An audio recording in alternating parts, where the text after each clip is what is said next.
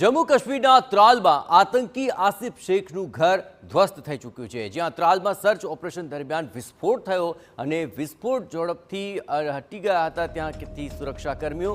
જોકે સુરક્ષા દળના હટતા જ આસિફના ઘરમાં વધુ એક વિસ્ફોટ થયો હતો। પહલગામ ષડયંત્રમાં આસિફ શેખ સામેલ હોવાની આશંકા છે।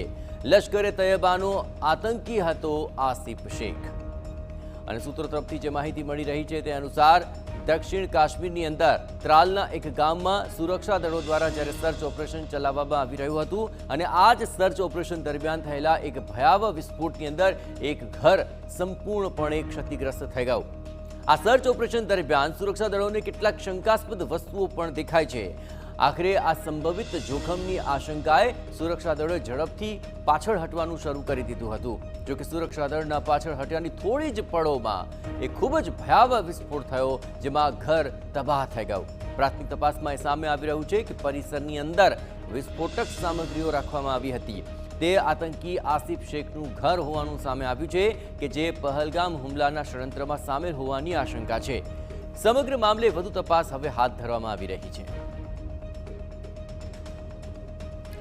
તો સતર્કતાને લઈને સુરક્ષા દળો ત્યાંથી હટી ગયા, પરંતુ તેની ગણતરીની મિનિટોમાં જ એક ભયાવહ વિસ્ફોટ થયો।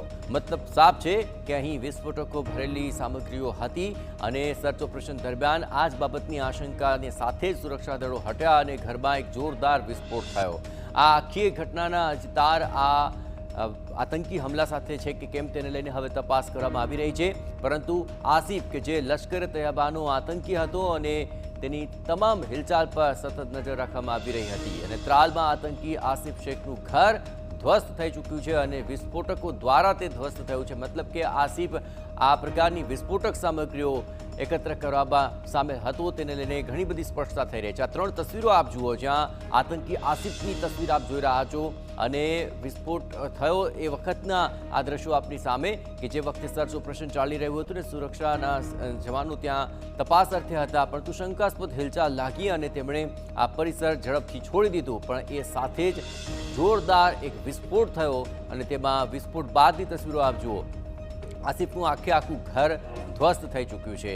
સર્ચ ઓપરેશન દરમિયાન આ એક મહત્વપૂર્ણ અપડેટ સામે આવી રહી છે અને વિસ્ફોટક જોઈને હટી ગયા સુરક્ષા કર્મીઓ તો તેમનો બચાવ થઈ શક્યો, પરંતુ આતંકી આસિફ આ વિસ્ફોટક સામગ્રી લાવ્યો ક્યાંથી? આ વિસ્ફોટકોનો ઉપયોગ તે શેના માટે કરવાનો હતો? શા માટે અહીં આ સામગ્રીઓ એકત્ર કરાઈ હતી અને આગામી ષડયંત્ર તેમના કેવા હતા? તે તમામ સવાલો અત્યારે ઉઠી રહ્યા છે।